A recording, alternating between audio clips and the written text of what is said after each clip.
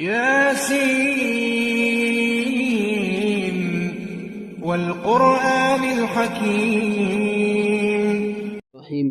عن عمرو بن العاص رضي الله عنه أن رسول الله صلى الله عليه وسلم قال فصل ما بين صيامنا وصيام أهل الكتاب صدق اللہ العظیم۔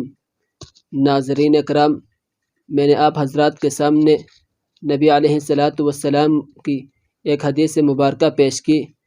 نبی علیہ السلام نے فرمایا، ہمارے روزوں اور اہل کتاب کے روزوں کے درمیان سحری کا فرق ہے۔ وہ سحری نہیں کھاتے تھے اور ہم سحری کھاتے ہیں۔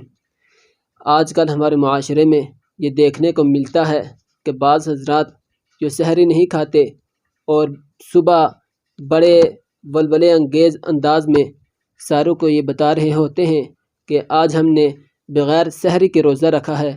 اس لیے میری ان حضرات سے گزارش ہے کہ ایسا کرنا یہ خلاف شرع ہے، یہ بغیر سحری کے روزہ رکھنا۔